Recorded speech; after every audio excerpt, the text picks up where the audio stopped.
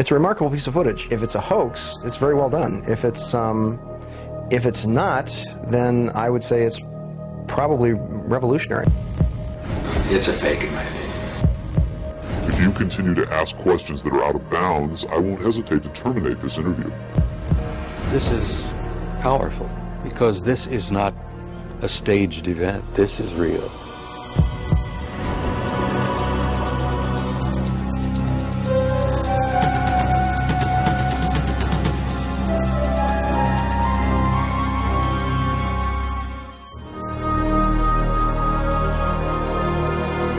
Interest in UFOs and Area 51 is at an all-time high.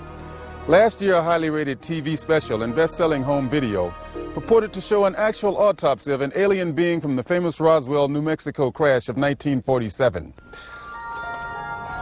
Many people and even some experts believed that autopsy footage was genuine. If that was indeed the body of an alien being from another world, could the footage in this program be the world's first hard visual evidence of an actual living and breathing alien being? An alien being communicating in an interview with a highly covert arm of the U.S. government? If the footage we're about to show you is genuine, then this could very well be the most important video in the history of mankind, proving once and for all that we are not alone.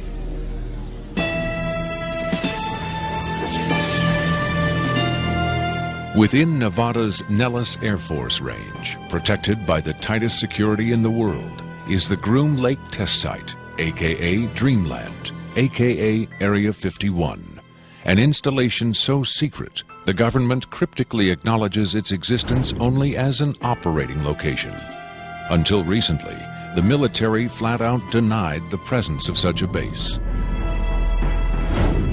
It has served as the testing ground for many secret research and development projects, such as the U-2 and SR-71 Blackbird spy planes, the F-117A stealth fighter, and now the SR-75 penetrator, the super-secret replacement for the SR-71.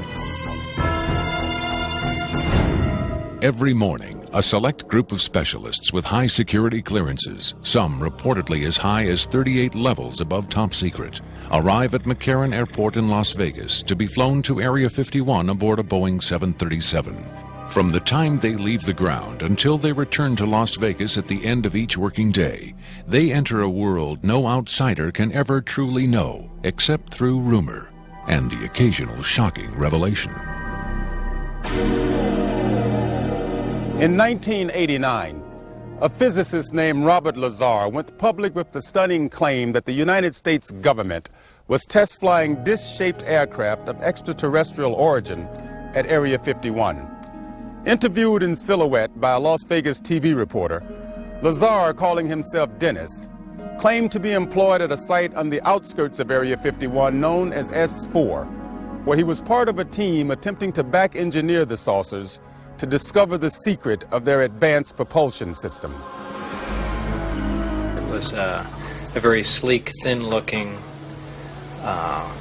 flying saucer-shaped craft. There were 9 total. I only got to essentially work, back engineer, or analyze one of the craft. It's very plain. It's all one solid color, a grayish pewter color, the same color as the outside of the craft.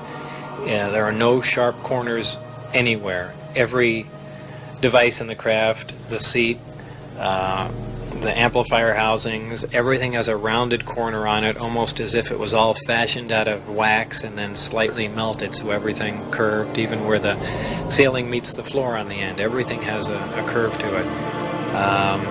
Very, very plain, very wide open, very impractical use of space. And there are 3 levels. The lower level houses the amplifiers themselves that swing, the 3 of them. The center level is where you enter the craft, where the seats and the amplifiers are, and the top level is a small area, and I did not have access to that, so I don't know what's up there. Absolutely alien craft, there's no question about it. Well, first of all, the scope of the project was to back engineer it. If they were United States craft, we wouldn't be going backward trying to find out how they were built if we had built them.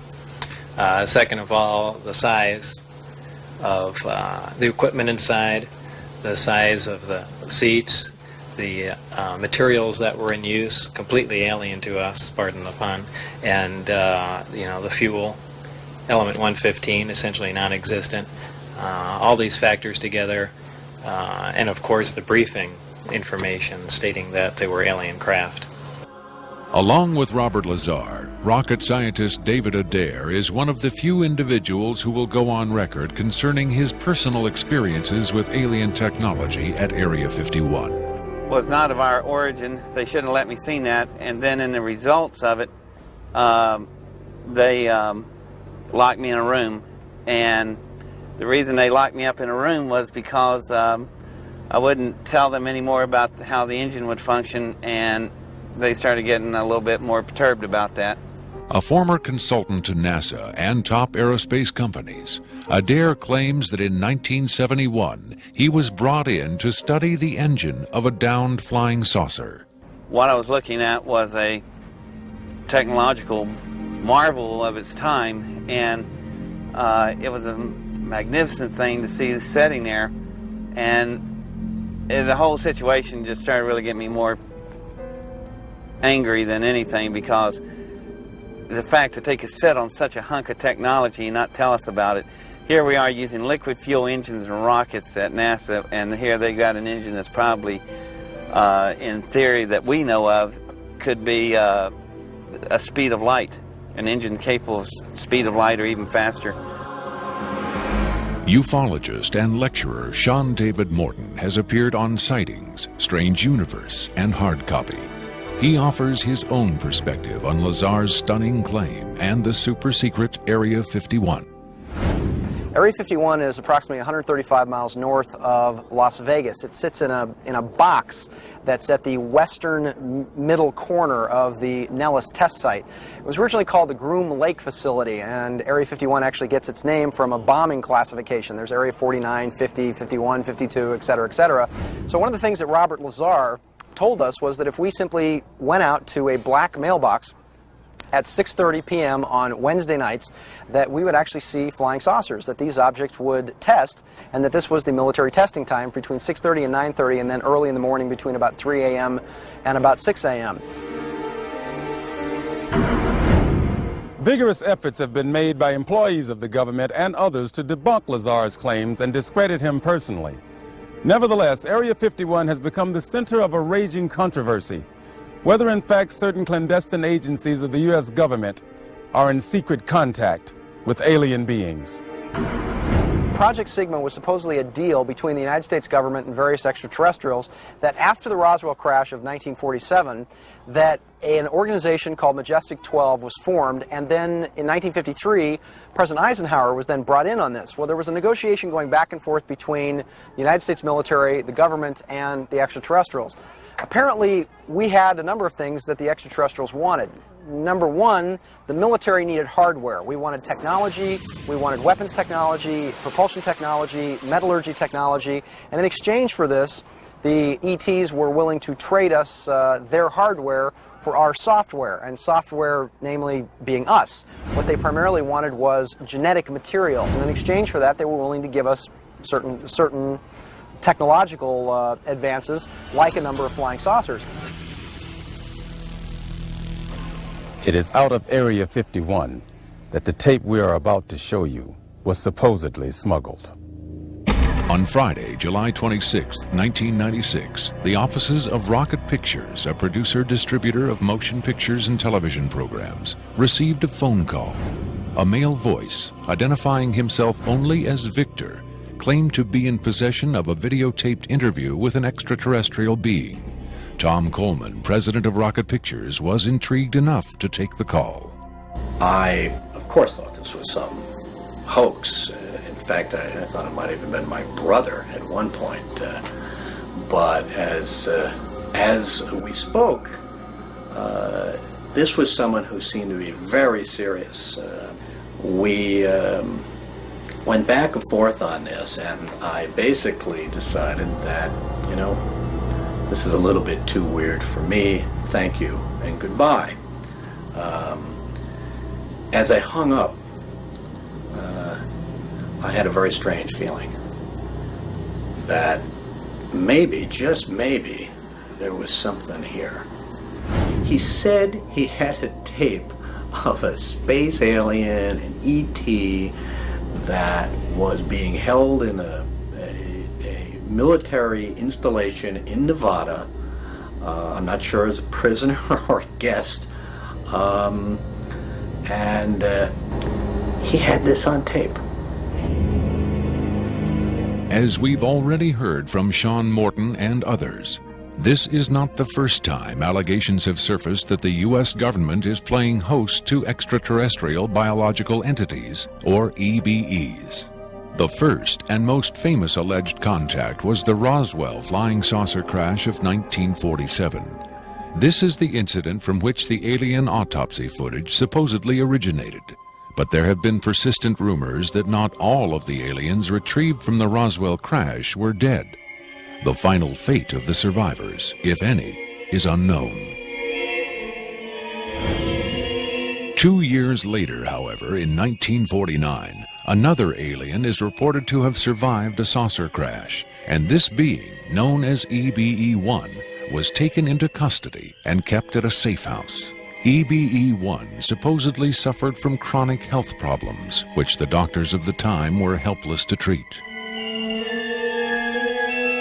According to a controversial, possibly fraudulent briefing document dating from the Jimmy Carter administration, EBE-1 was interviewed by means of pictographs, from which it was learned that he came from the Zeta Reticuli star system. Can we eliminate one or more of these categories from discussion? The laborious process of developing a set of symbols that could be used and understood by both human and alien amounted to the creation of a new language. If such an effort was made, it represents the greatest achievement in linguistics since the deciphering of the Rosetta Stone.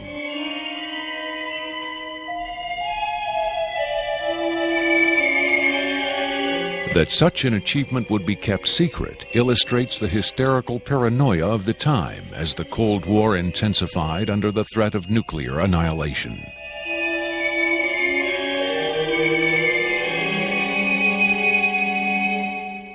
The so-called Carter-Aquarius briefing document states that EBE-1 died of unknown causes on June 18, 1952.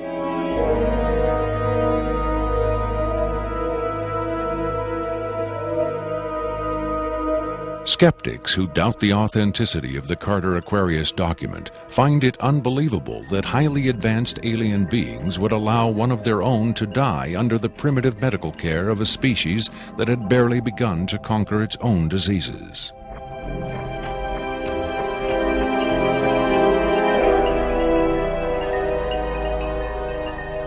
But as we will hear, there are those who claim that to the aliens, death is not a final end to be feared, but a mere transition. It was in the late 40s and early 50s that the U.S. government's policy toward UFOs was formulated.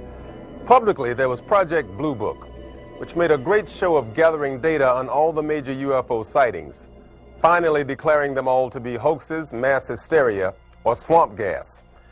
But secretly, there may have been another policy at work. Over the years, several documents have come to light which seemingly confirm that a clandestine group, Operation Majestic 12 Group, aka MJ-12, was formed by special classified presidential order on September 24, 1947, for the express purpose of gathering information on UFOs and extraterrestrials, while at the same time keeping such information not only from unfriendly powers, but from the American public as well. If indeed Area 51 has become the nation's repository for alien technology and possibly alien visitors, then the extra-constitutional justifications for such secrecy were developed in the MJ-12 Group's planning sessions. James B. Forrestal, Secretary of Defense under President Harry Truman, is widely accused of being the mastermind behind the creation of MJ-12. Once created, Majestic may have expanded its mandate beyond what Forrestal had intended. Whatever secrets Forrestal may have known concerning flying saucers and alien visitors, that knowledge died with him when in 1949 he mysteriously plunged to his death from a window at Bethesda Naval Hospital. Though he was being treated for depression, many UFO researchers doubt that his death was a suicide and point to the sinister workings of the possibly mythical MJ-12, which in their hypothesis may have been protecting its secrecy from a man who had come to believe the people had a right to know. As late as 1989, according to Bob Lazar, the identification badges at Area 51 read MAJ for Majestic. In December 1994, a document purporting to be the Majestic 12 Group Special Operations Manual was leaked to a noted UFO researcher. It contains the following directive under the heading Isolation and Custody. EBEs will be detained by whatever means are necessary and removed to a secure location as soon as possible. There follows this disturbing amplification.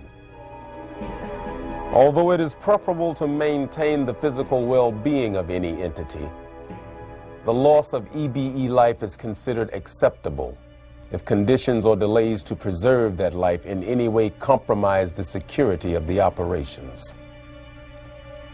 From the beginning of the UFO age, it seems, secrecy was always the government's prime directive. In 1988, another anonymous government source, codenamed Falcon, claimed that a second extraterrestrial biological entity, EBE-2, voluntarily became a guest of our government, allowing himself to be examined and interviewed. In this scenario, Area 51 became, for a time at least, a sort of extraterrestrial embassy, the setting for mankind's first attempt at diplomacy with beings from another world. Different sources disagree as to how communication was established.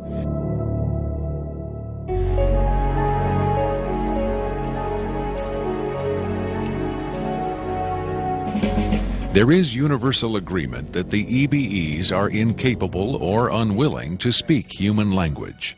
In addition to the pictographs used by EBE-1, it has been reported by Falcon that in the early 1950s, EBE-2 was fitted with some sort of artificial voice box, allowing him to speak words, and that he learned the English language very rapidly.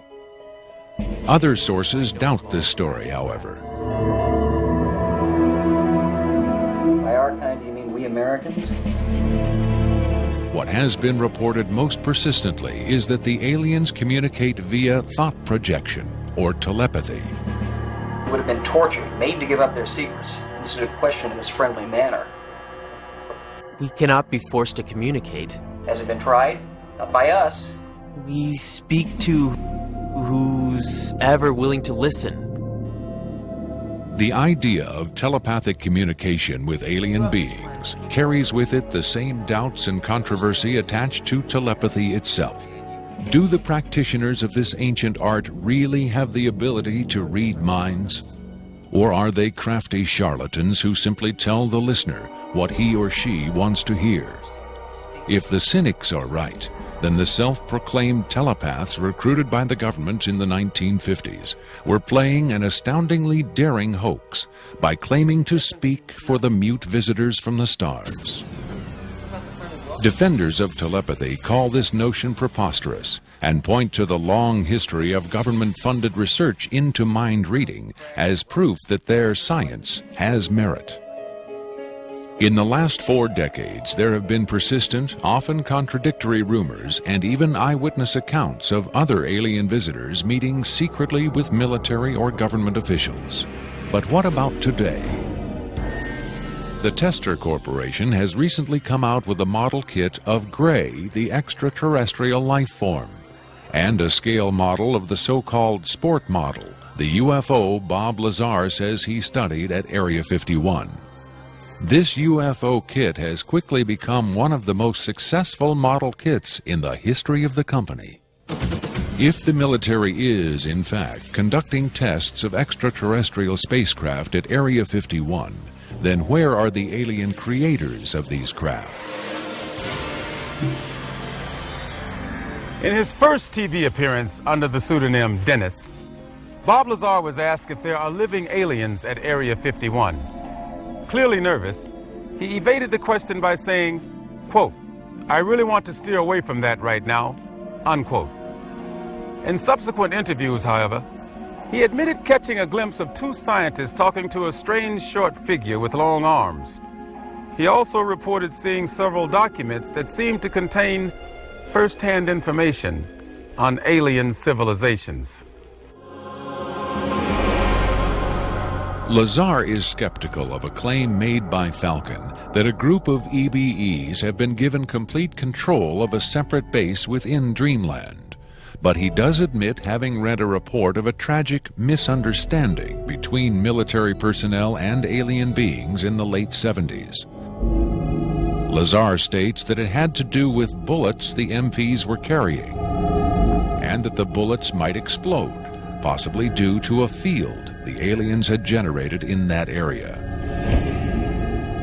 This encounter supposedly resulted in the deaths of all the humans involved by head wounds. But if there was ever a large-scale alien presence at Area 51, Lazar saw no evidence of it during his work at S4 in the late 80s. Is it possible that the deadly misunderstanding of 10 years earlier brought human-alien cooperation to an end? In his September 21, 1987 speech to the UN General Assembly, President Reagan himself did little to dispel the notion that this deadly misunderstanding brought human-alien cooperation to an end. In our obsession with antagonisms of the moment, we often forget how much unites all the members of humanity. Perhaps we need some outside universal threat to make us recognize this common bound.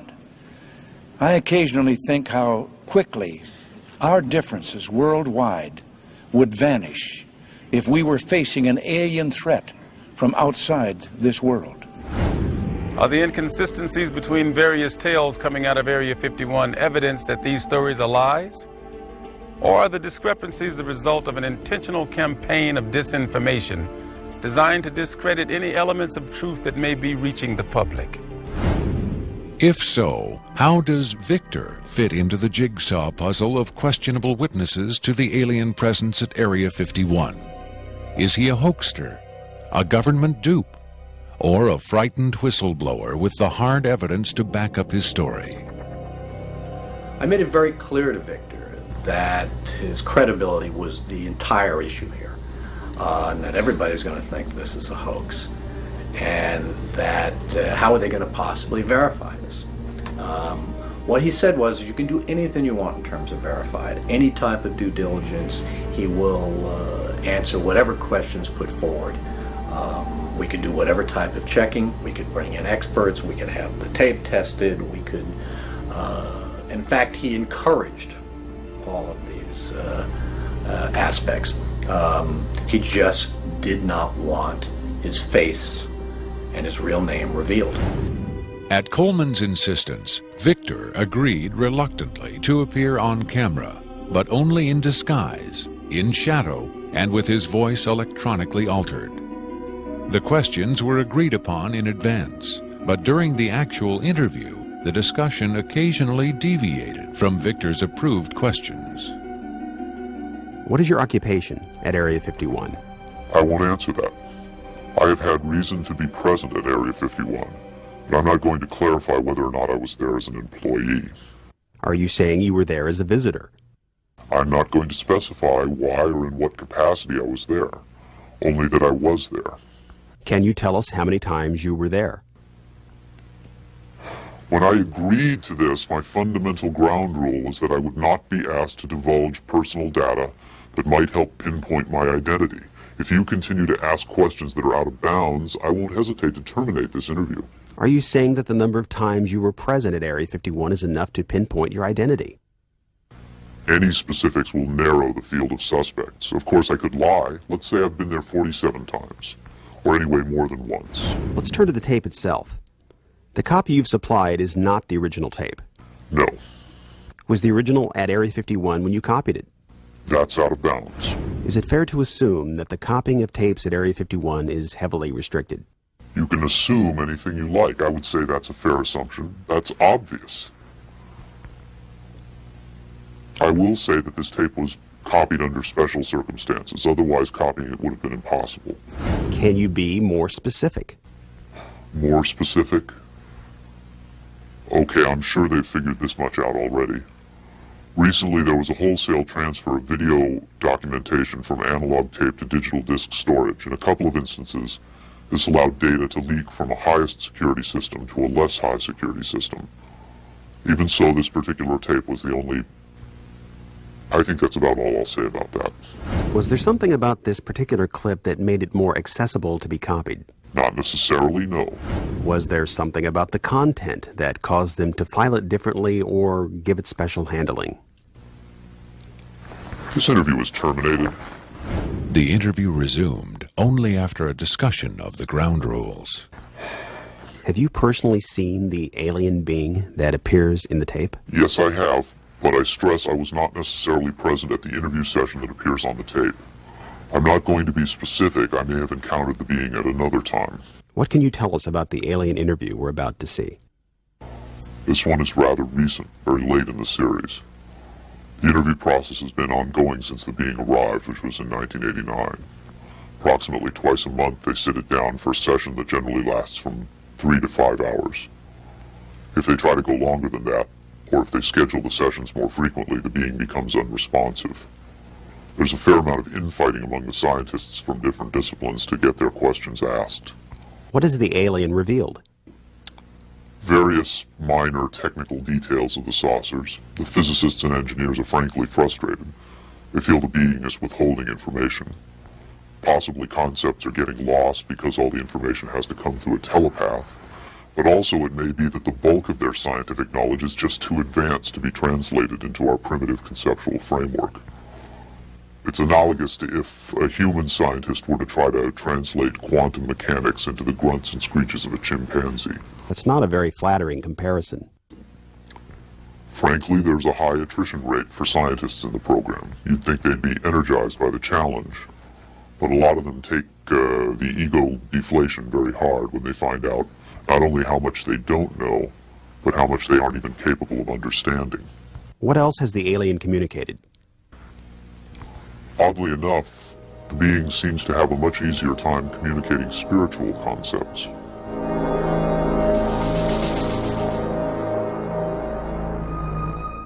The human body is a vehicle, a vessel. The vessel must be maintained to serve the spirit with maximum efficiency. But a broken vessel can be replaced. The human spirit, or the soul, can have many vessels. Is the process natural or technological?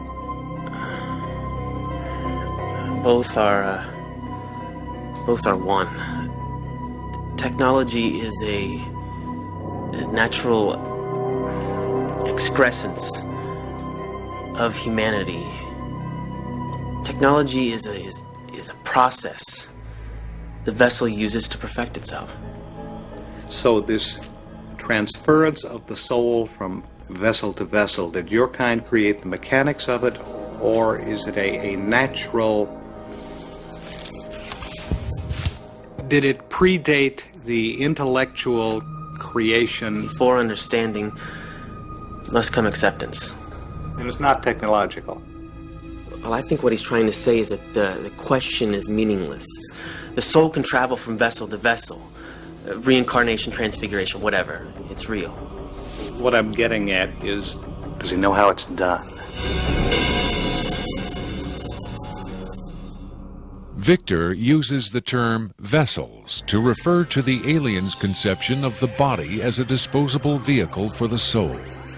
The UFO cult known as Heaven's Gate used the term containers in a similar context. The mass suicide of the Heaven's Gate cultists illustrates the dark side of accepting such ideas at face value. Doe, the Heaven's Gate cult leader, preach that humans can pass from container to container. The mysterious Victor, on the other hand, harbors no such belief.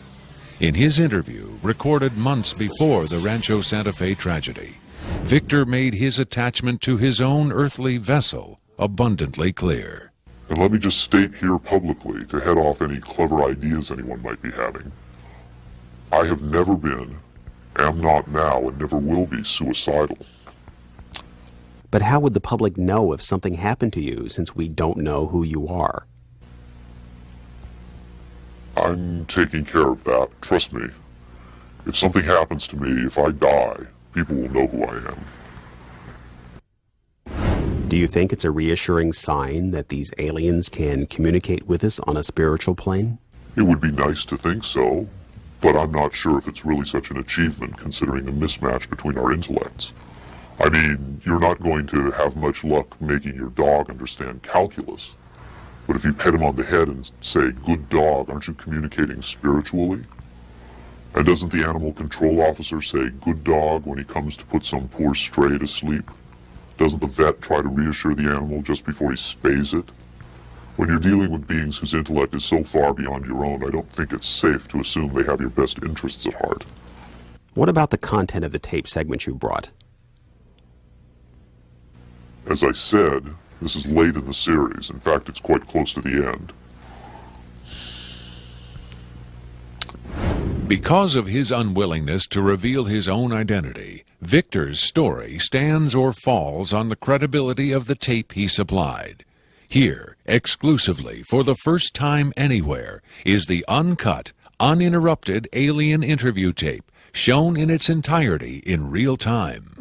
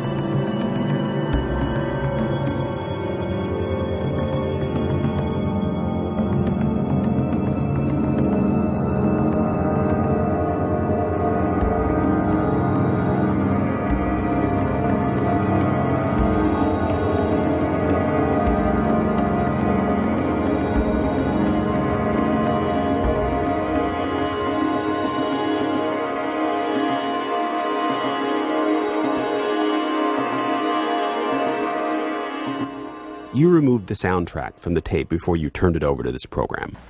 That's correct. I can't allow the voices of the project personnel to be heard by the general public. There's a very good chance their family or friends on the outside might recognize them. Is it your purpose in releasing this tape to expose Area 51 to the world?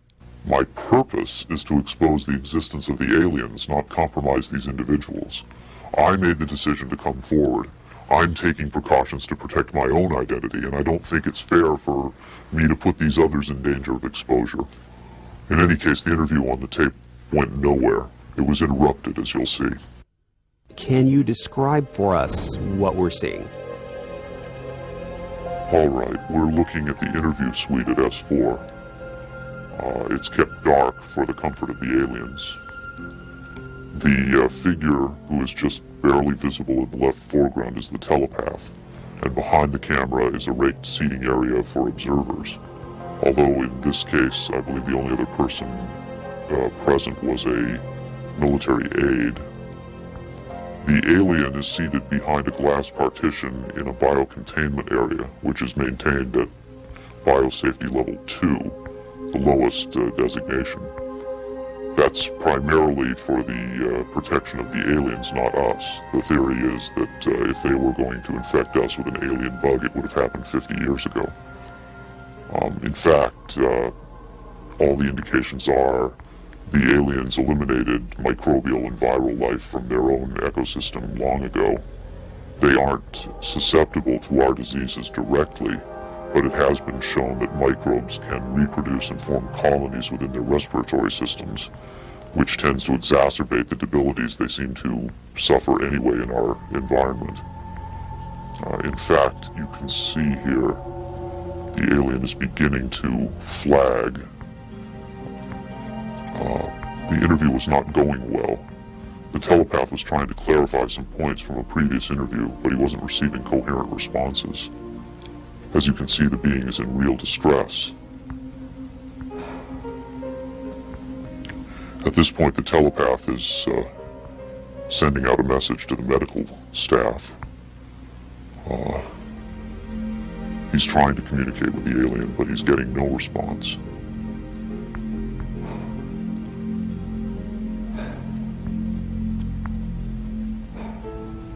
There's very little he can do. There's no direct connection between his space and the biocontainment area. That's the aide stepping in on the right. The medical staff should be there by now. They're slow in responding. There they are. I have to say the medical personnel at S4 are less than first rate. They tend to be selected for their willingness to keep secrets rather than their medical competence. By the way, he's not shining that light into the eyes. It looks that way, but in fact he's checking for hemorrhaging around the eye sockets and in the nasal cavity. I'm sorry. It's very hard for me to watch this.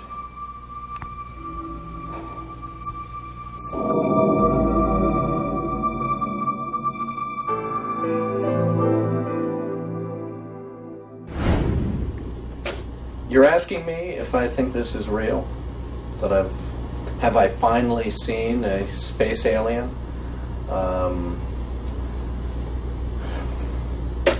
I don't know. But I do know this.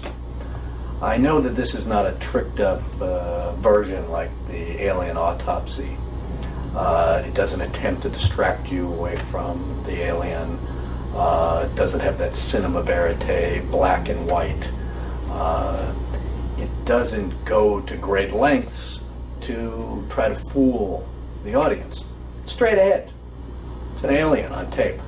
Pretty much the way you'd probably film it. The point is this. What if it is real? In evaluating the authenticity of the alien interview tape, the logical place to begin is with the videotape itself. What can the technical details of this recording tell us about its origin? Rocket Pictures sent Victor's original tape to the Phoenix laboratory of renowned image analyst Jim Delatoso. Using the most up-to-date digital technology, Delatoso tried to determine the tape's authenticity. I've been exploring, looking at different aspects of the image itself to develop questions for a matrix on is it real or is it fake.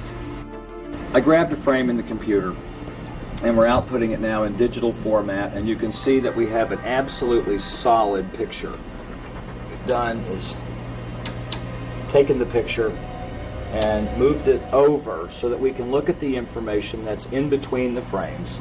Now, when we look at the motion video, we can see that it still is not bad.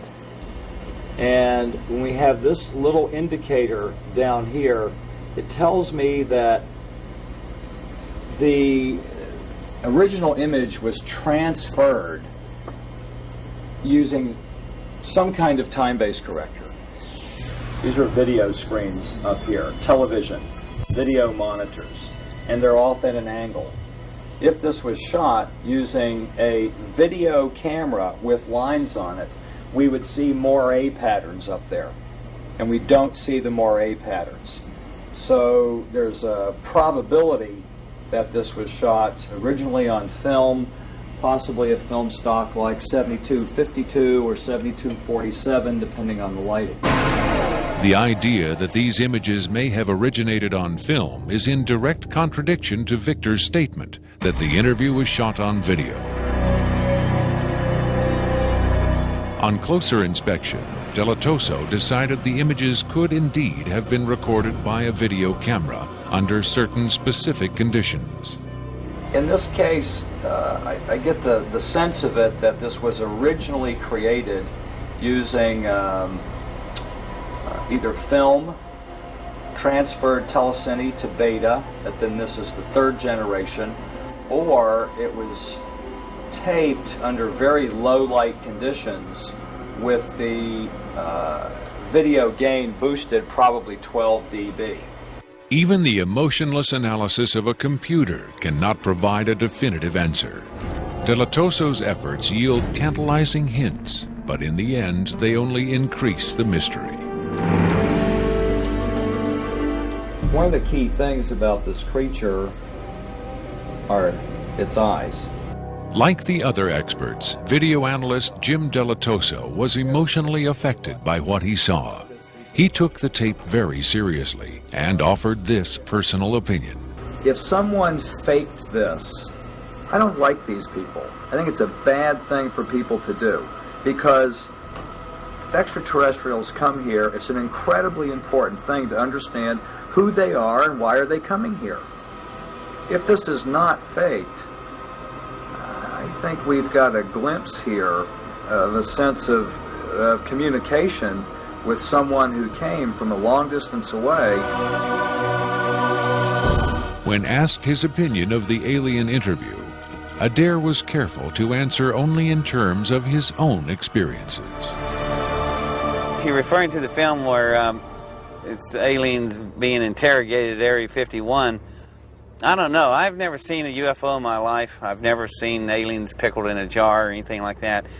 But I know I saw an engine that wasn't from our terrestrial technology.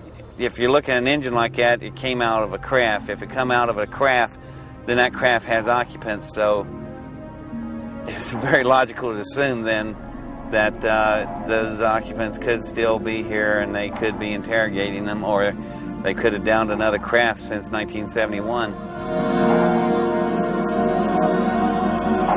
Makeup artist John Criswell has provided special effects creatures for many Hollywood motion pictures and television shows, such as Spaced Invaders and Babylon 5. Hired by Rocket Pictures to create the aliens for the recreation segments of this program, Criswell was very interested to finally see the real thing. By Hollywood standards, I would say it's a pretty decent puppet. Well, to be honest with you, I would love to buy this being real, but it's probably a hoax. Well, I think this is a really cool design, and it's a great concept, but I think I could have done better. Whoever did this, I mean, they could have a job in Hollywood in a minute, no problem. This one has a much creepier quality than the alien autopsy tape, I think. That one I definitely didn't buy just because of the way it laid on the table. There was a couple of things. This actually, whoever did this was, or if someone did this, they were very clever because it it hides a lot of stuff. So that's what makes me kind of disbelieve it a little bit. But, you know, who knows? Criswell thought the alien exhibited movements that would be difficult to fake. There are moments when this looks very real, and I don't know how they did certain little things about this. So right when I would say that it's definitely a puppet, he moves a certain way, or he'll lift up in the frame and all that, and all these little things are important to the, you know, to the character of him. Academy Award winner Rick Baker is one of Hollywood's reigning masters of makeup effects. He transformed Eddie Murphy into a 300-pound man for The Nutty Professor and has created monsters for countless films, including An American Werewolf in London and the UFO-related Men in Black.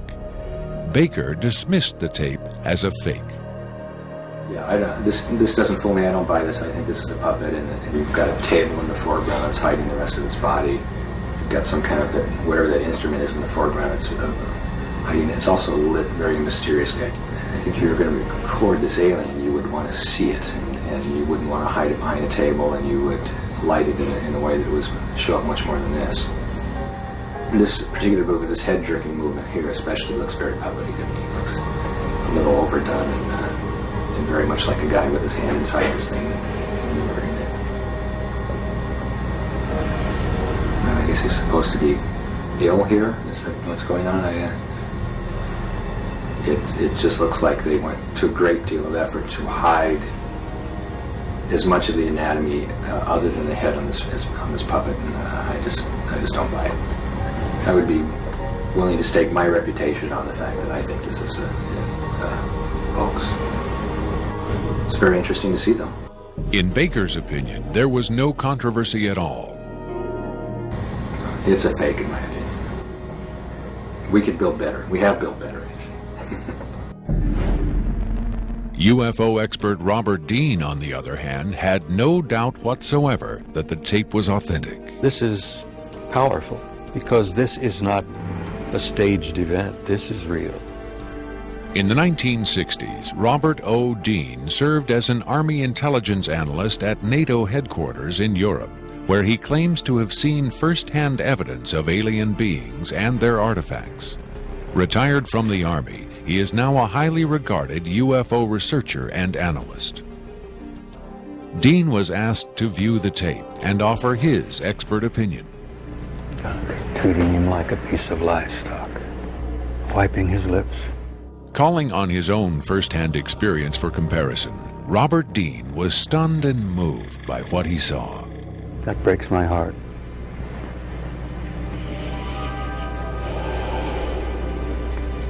I think you've got yourself a piece of legitimate footage here, and I think you've got your hands on some pretty sensitive material. I don't know how the hell you got this. I don't know who you got it from, and frankly, I don't want to know who you got it from. But you got yourself a tiger by the tail with this footage. I would say, and I know that that's one of the things you ask of me, is that you've got yourself some legitimate footage of one of the little guys being interrogated and filmed. And there's a reality to it, and there's a sensitivity to it that literally breaks my heart. But I tell you very strongly, you've got something here that is very sensitive. Well, I know that the level of classification on this kind of a thing is so far damned above top secret that you can't imagine how sensitive this kind of thing is, and how delicate it is, and how tightly the government sits on anything like this. Sean Morton looked for clues to the tape's authenticity in the technical details of the interview's setting. Okay, there's a couple of interesting things about the tape right off the bat. Morton tried to decipher the time code at the bottom of the screen. First off, what you're looking at in the time code is DNI's Department of Naval Intelligence. So Department of Naval Intelligence, this would probably be a file number 27. It could be a security level, however, because security levels are supposedly go up to Q36, or the highest ones that we know about. The first interesting thing about that is that I'm noticing what looks like a medical monitor, and look at how slowly and erratic the heartbeat is. The heartbeat is literally 1, 2. It's very, very erratic, and it looks as though the heartbeat being as erratic as it is only about, from counting that, it looks like it's about 30 a minute or so. Morton suggested an alternate explanation for the video's dim lighting. One of the unusual things about most of these particular race of aliens is they are very, very sensitive to light. So a lot of these interviews are conducted in very darkened rooms.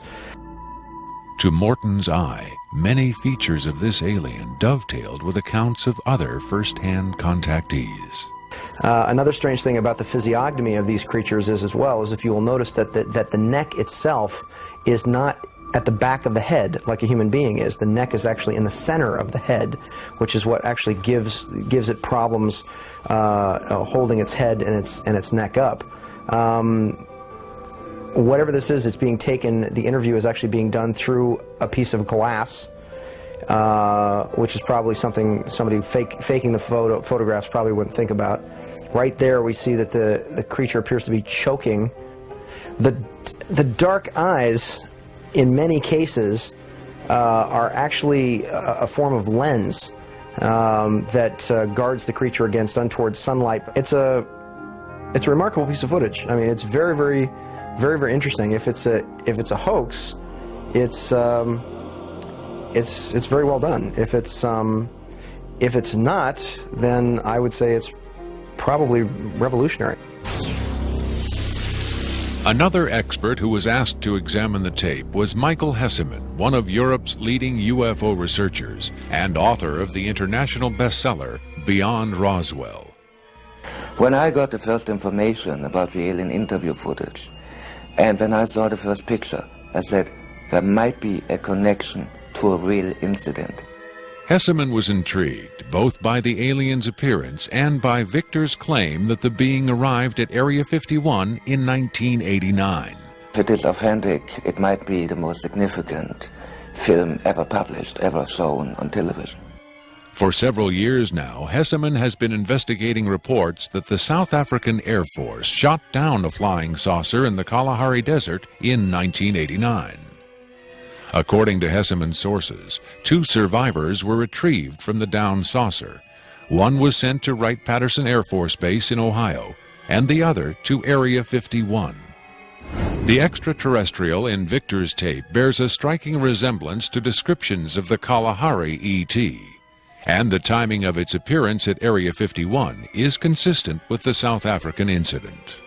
If you see the drawings we have of the Kalahari alien and the descriptions we have, it seems to be the same being. And the Kalahari incident puts the alien interview footage into a context and gives it at least a probability that it might be real. It might be the real stuff, we just don't know. Whitley Strieber, best-selling author of Communion, claims to have had numerous personal contacts with alien beings. He has become the de facto spokesman for the growing number of people who claim to have been abducted by extraterrestrials. The nationally syndicated television program Strange Universe asked Strieber and several other abductees to view the alien interview tape. What Strieber saw left him profoundly shaken.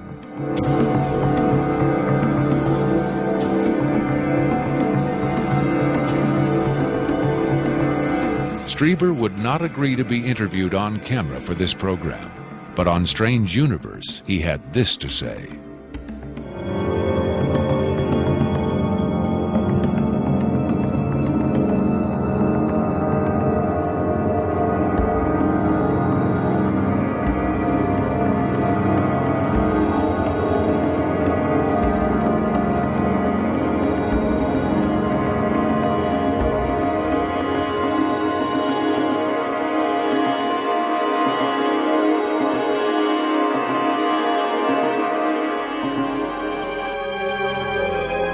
On May 23, 1997, Victor gave a radio interview on the nationally syndicated show Coast to Coast AM with Art Bell. Speaking by telephone from an unknown location, Victor answered questions from host Art Bell and his guest, UFO expert Sean Morton. From the Kingdom of Nye, Coast to Coast AM continues with Art Bell. It is going to be a very interesting morning. Let's see if we've got Victor on the line. Victor, are you there? I'm here. Welcome to the program, Victor. Afterwards, this is what Bell and Morton had to say about Victor's credibility. What a hell of an interview, huh? Boy, oh boy, talk about making history on the radio. It was, as far as I could tell, he answered every question properly, as far as exactly where the locations are, to the descriptions of the the transports, the 737s, to the CTS-43s, the retinal scans, the 5 levels at S4. A veteran of countless controversial interviews, Art Bell still found himself impressed by his encounter with Victor. In the first, I think, half hour, I sensed that I was getting a kind of a runaround, or that I was not satisfied with the quality of the answers that I was being given. But as the interview progressed, and Victor, to some degree, began to relax, I began to get a different sense, and that was that he was telling me the truth. I think Victor was scared. I think Victor really is scared. And so my judgment of the interview after about the first, maybe 20 minutes, half hour, is that we began to get some real information. It was a significant milestone. There's no question about that in broadcasting.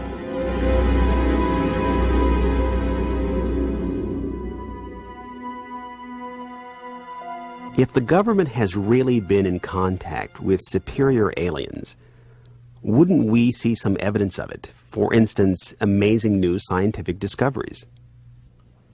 Limitless free energy? A cure for cancer? We might if the government's motive were the betterment of mankind. The government's motive is control. And just as much as they crave control, they fear loss of control. Knowledge is power, but power does not necessarily confer competence. The people at the top of this program are intellectually very average.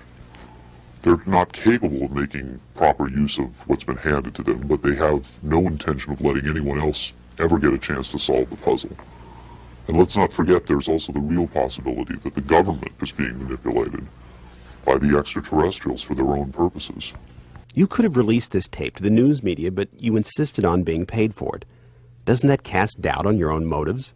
Yes, and I was aware of that going in, but that's a cross I'm prepared to bear. I find it disgusting that the most important event in human history is being kept secret simply because certain unimaginative officials have the power to do so. But at the same time, I do see the irony in my own actions. All I can say is, had I had the choice, I would not have insisted on profiting from this revelation. But since by lifting this veil I've endangered not only my career, but possibly my life, I felt the need for some small measure of monetary freedom to deal with any eventualities. And let me say, I could have demanded significantly more money than I did if I had been willing to compromise my anonymity. There have been other whistleblowers who jumped at the chance to become celebrities, which I think casts even more doubt on their motives than some people may be casting on mine. Do you believe your life is in danger as a result of making this tape public? I would hope not. I would like to think my government is a little more civilized than that. But at the same time, I don't intend to give them the chance to prove me wrong. At any rate, to a certain extent, I'm counting on being disbelieved. Obviously, they would like me to be perceived as a hoaxer. If something were to happen to me, if I should die suddenly in a freak accident, it would obviously lend credence to my story, and I assume they understand that and will act or not act accordingly. Why should anyone believe this tape is authentic? Use your own judgment. That's all any of us can do. There's been so much secrecy and disinformation over the last 50 years that it's become impossible to prove anything in the face of official denial. Of course, the flip side is nobody really believes anything the government says. Robert Dean heads a growing movement lobbying Congress to release former NASA intelligence and military officials from their security oaths so they can talk openly about U.S. involvement with UFOs and aliens. As early as '49, your government knew we were dealing with extraterrestrial intelligence. And then it sort of blew up more and more. Every year there were more discoveries, more conclusions, more contacts. And as you probably know, we have indeed retrieved crashed hardware, and we have reverse engineered it, and we have indeed been flying some of that hardware in this base not too many miles outside of Nellis, near Las Vegas. Dean believes the time has come for the government to tell the people what it knows. The truth has got to come out. We're over 30 years too late. The people not only have a right to know, they have a need to know. And damn it, I stand in this belief, and I will say this and stand by this till the day I die. Congress has the responsibility, Congress has the obligation to the people, to the Constitution, and to the nation.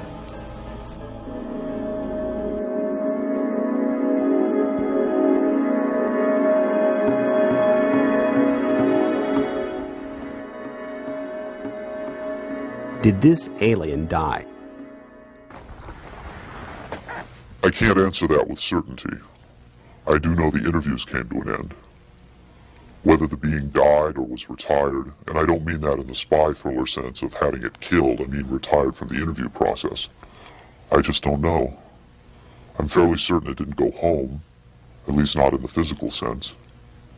But these beings, they don't seem to be very concerned about dying or avoiding death. Why do you think that is?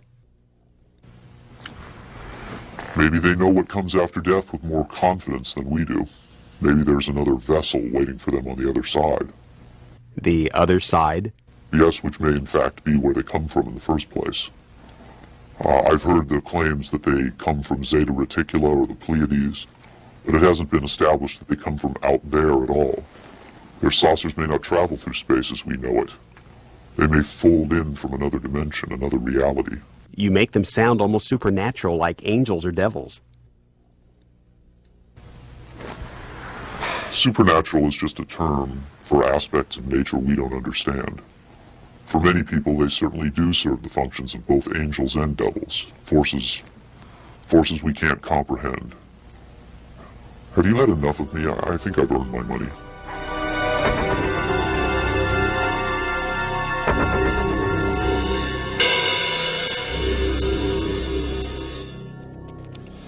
Is seeing believing? Can the images on this little tape really be what Victor claims? To even take the question seriously requires a belief in the possibility of wonder, a willingness to accept an almost unimaginable truth. It's far easier and safer to label it a hoax. I'm standing on Nevada Highway 375.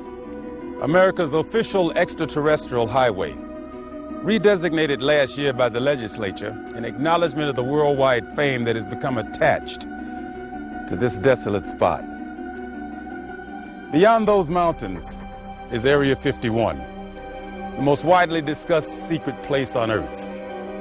Whether as a hoax or a mind-expanding revelation, this alien interview is now a part of the Area 51 legend.